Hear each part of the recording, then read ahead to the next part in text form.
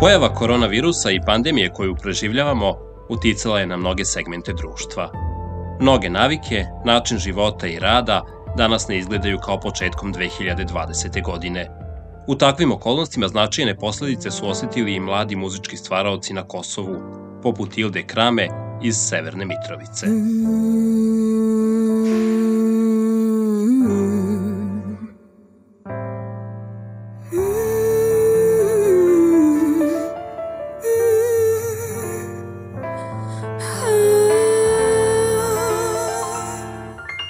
Iskreno, ja nisam bila uopšte kreativna, zato što je to toliko psihički uticalo na mene. Bila sam stalno pod stresom i nisam imala ni malo inspiracije. Težak period kroz koji je prošla, Ilda je nekako uspela da savlada. Naviknuta na pandemiju, počela je da piše pesme. Jednog trenutka kada je bio onaj drugi, treći talas koji već po redu, pričala sam samo sa sobom, rekao, ok, dosta je. Svi prolazimo kroz ovo, tako da sad možda radiš na nečem novom. I tada sam odlučila da pišem pesme na srpskom. I baš sam vežbala i čitala poeziju i imala sam tu frku sa rimama, kako šta. Nisam želela da mi tekstovi budu površni, već da stvarno iskažem svoje osjećanja, da to bude malo više deep. Back to the lab again, oh, this whole rhapsody. You better go capture this moment. You better lose yourself in the music. The moment you own it, you better never let it go. Pored stila koji Ilda neguje, mladi u Mitrovici neguju i malo tvrđi zvuk.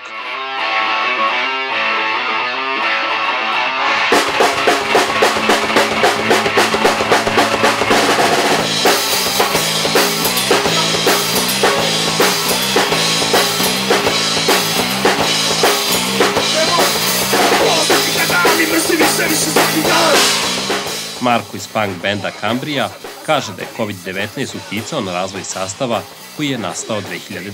godine. Prvo od samih nastupa.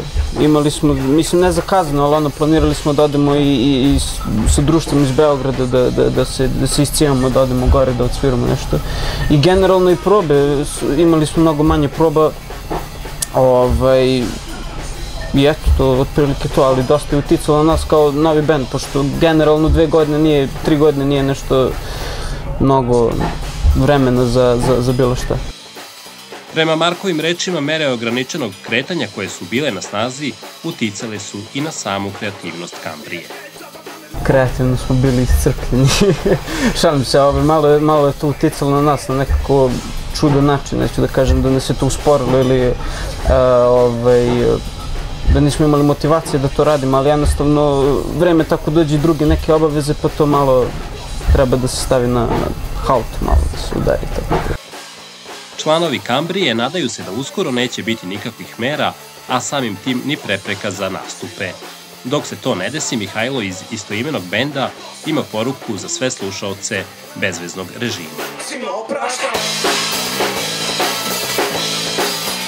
Pre svega, uživajte sad u ovim slobodnim danima koje imamo, cepajte, pite, ne znam, veselite se, dođite na svirku i u svemu budite onako baš opušteni što se svega tiče.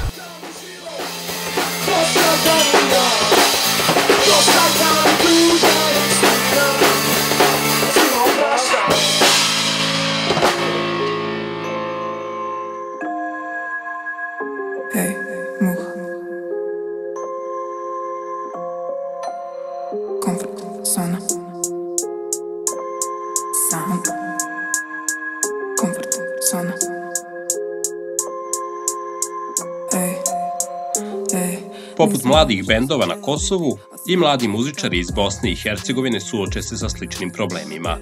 Međutim, ima i onih čija karijera počinje zajedno sa pandemijom. Mlada umetnica Muha kaže da je to vreme iskoristila za bitne odluke u životu. Moja karijera počela poslije početka pandemije, skoro godinu dana poslije.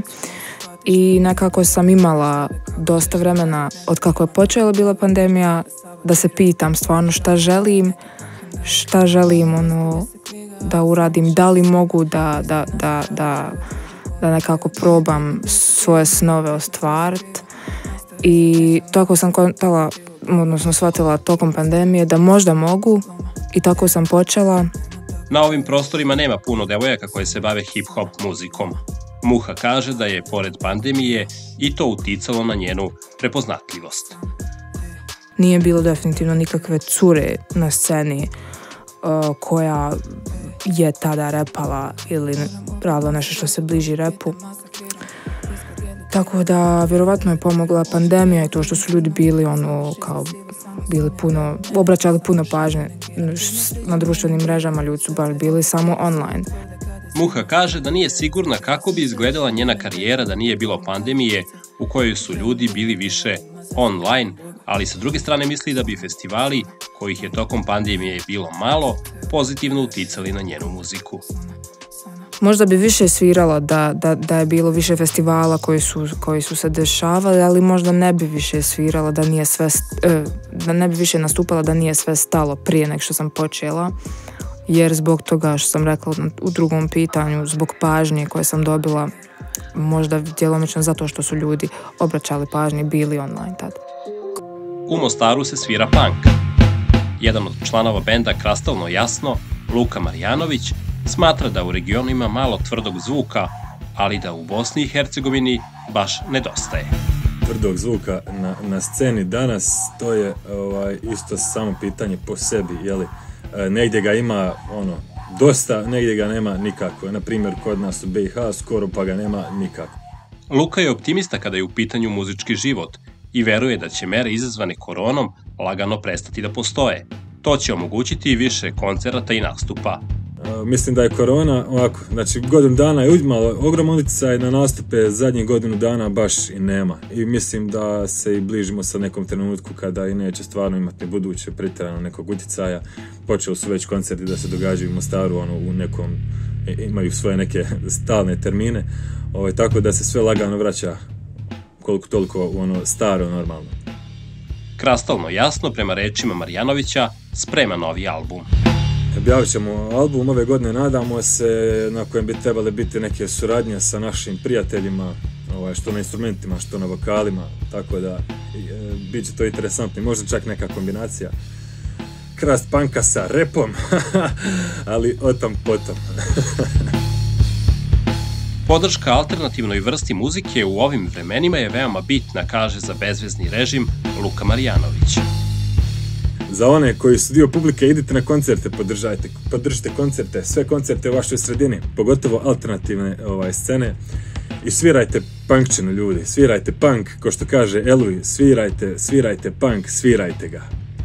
Mislim da se time svi trebamo voditi, jer svirajte punk, da nam živi punk.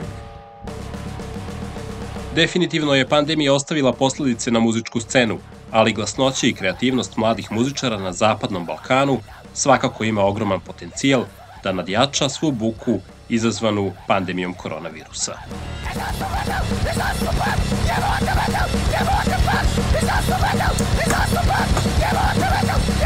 Bogom, ćao, pozdrav iz Mostara.